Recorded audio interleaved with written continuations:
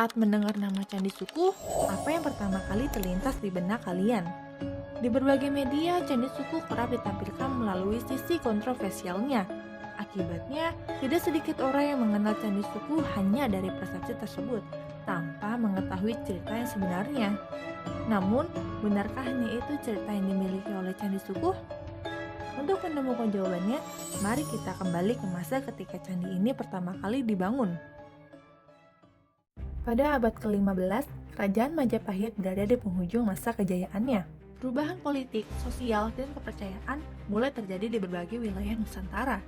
Di tengah kondisi tersebut, lereng Gunung Lawu berkembang menjadi kawasan yang memiliki peran penting dalam kehidupan spiritual masyarakat saat itu. Di tempat inilah kemudian berdiri sebuah bangunan suci yang berbeda dari kebanyakan candi di Jawa. Bangunan tersebut dikenal sebagai Candi Sukuh. Terletak di lereng barat Gunung Lawu, pada ketinggian lebih dari 1000 meter di atas permukaan laut, tepatnya di Desa Berjo, Kabupaten Karanganyar, Jawa Tengah, berdiri Candi Sukuh, salah satu peninggalan penting dari masa akhir Kerajaan Majapahit. Candi Sukuh dibangun antara tahun 1437 hingga 1459 Masehi. Perkiraan tersebut didasarkan pada candra sengkala atau penanda tahun pada beberapa relief dan gapura candi. Salah satu candra sengkala yang paling dikenal berbunyi Gapura Buto Abangan Wong, yang menunjukkan angka tahun 1359 Saka atau setara dengan 1437 Masehi. Selain itu, beberapa prestasi dan penanda tahun lain juga menunjukkan bahwa pembangunan kompleks candi berlangsung hingga sekitar tahun 1459 Masehi. Berbeda dengan candi-candi Hindu pada umumnya yang menjulang tinggi, Candi Sukuh memiliki bentuk yang lebih sederhana dan menyerupai punden berundak, sebuah bentuk arsitektur yang mengingatkan kita pada tradisi megalitik di Nusantara. Jadi candi itu kan secara fisik dengan adanya Linggayon kan candi Hindu. Tapi secara arsitektur itu lebih ke kembali Hindu yang ingin kembali ke masa sebelum Hindu Buddha, yaitu kepercayaan secara struktural bangunannya hampir seperti itu. Punden berundak-undak tempat yang utamanya paling belakang.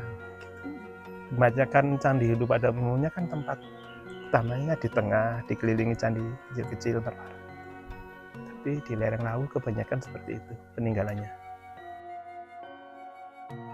Namun, keunikan Candi Sukuh tidak hanya terletak pada bentuk bangunannya. Relief-relief yang terdapat di dalamnya justru menjadi petunjuk penting untuk memahami fungsi sebenarnya dari candi ini. Candi itu kita bisa ketahui satu dari prasasti tadi untuk perfungsiannya, kedua dari latar keagamaan, yang ketiga kita bisa mengetahui fungsi candi itu dari relief atau dari ornamen-ornamen yang ada. Di Sukuh ini kita sudah mengenal dari reliefnya yang ada itu ada 3 cerita. Satu dia cerita Sudamala, kedua ada cerita Garudea, ada cerita Bima Swarga. Apa cerita-cerita itu? Pada intinya mereka membicarakan mengenai ruat.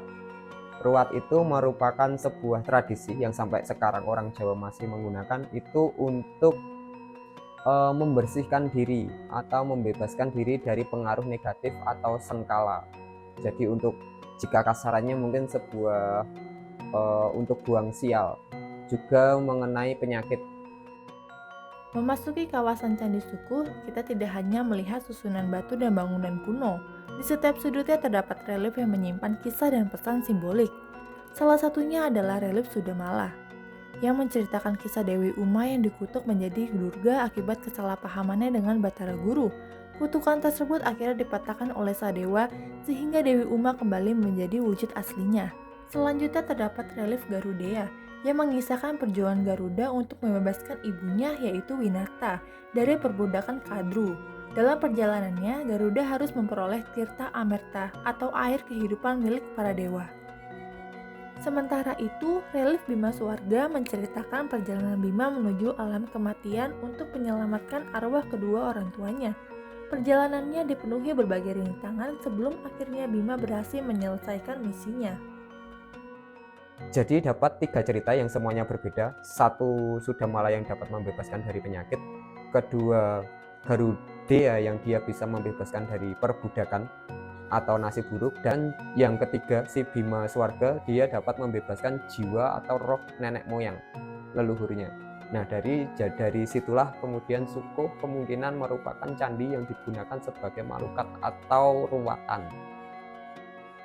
Melalui relief-relief inilah kita dapat melihat bagaimana masyarakat Majapahit memaknai kehidupan, perjalanan manusia, serta hubungan antara manusia dengan alam dan kekuatan yang mereka yakini. Setelah melihat berbagai relief dan simbol yang ada di Candi Sukuh, muncul satu pertanyaan yang mungkin sudah ada sejak awal. Mengapa Candi Sukuh sering disebut sebagai candi kontroversial? Julukan itu muncul karena adanya penggambaran Lingga dan Yoni ditampilkan secara jelas di kawasan candi. Bagi masyarakat modern, simbol tersebut seringkali dipahami hanya dari bentuk visualnya, padahal makna yang terkandung jauh lebih luas daripada yang sekedar yang terlihat. Sukuh itu memang yang paling menonjol itu Lingga Yoninya itu.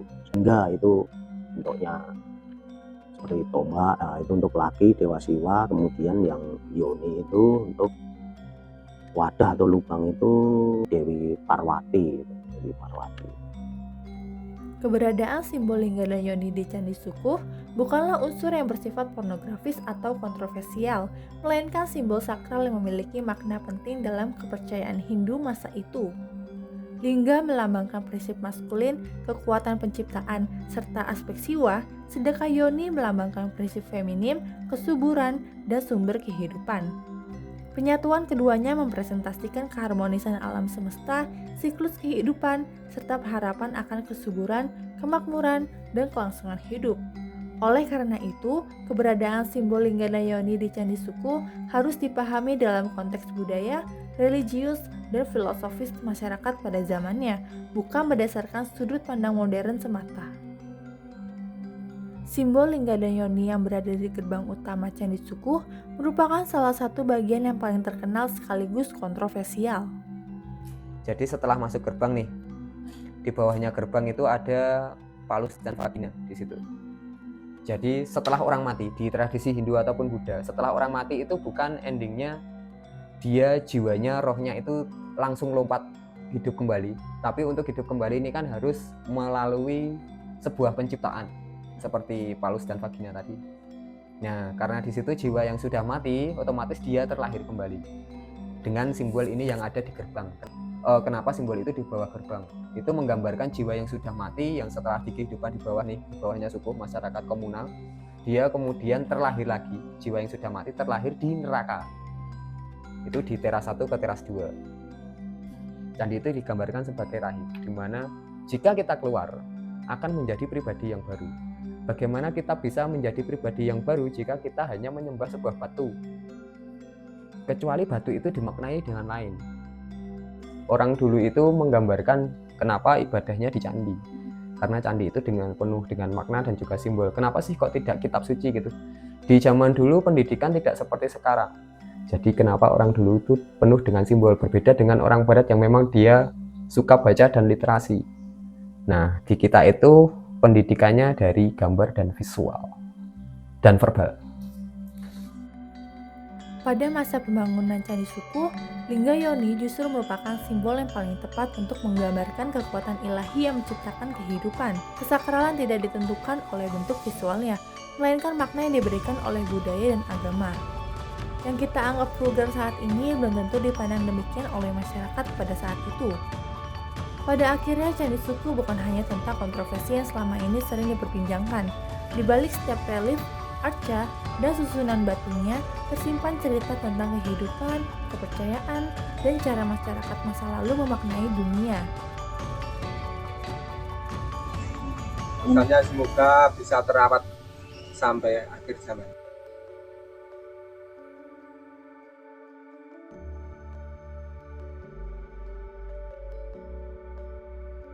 Pesan saya ke generasi yang muda-muda dan kaum terpelajar itu ya, mari bersama mempelajari tentang warisan budaya nenek moyang kita, biar lebih tahu bahwa kita itu masa lalu yang luar biasa. Setelah tahu, nanti tentunya akan ada rasa memiliki. Kalau di Jawa, rumongso handarbeni, itu yang semoga akan tumbuh di anak muda ke depan gitu. Karena candi itu penuh dengan makna, penuh dengan ajaran. Mungkin dengan kita memahami untuk berwisata ataupun beribadah ke sebuah candi, kita juga tidak hanya mendapatkan foto ataupun gambar, namun juga mendapatkan pencerahan, mendapatkan berkah, mendapatkan pengetahuan baru di tempat kita mendatangi bangunan atau tempat-tempat purbakala tersebut. Karena di dalam sebuah candi, di dalam bangunan purbakala itu banyak sekali pesan yang dapat kita dapat, bukan hanya sebuah gambar foto. Jadi mungkin untuk generasi selanjutnya kita tidak hanya memahami candi sebagai sebuah bangunan, namun juga memahaminya sebagai sebuah ajaran.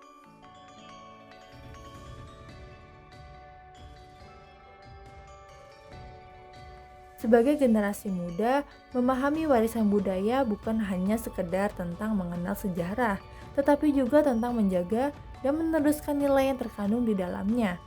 Karena setiap peninggalan sejarah selalu memiliki cerita, dan Candi Suku salah satunya.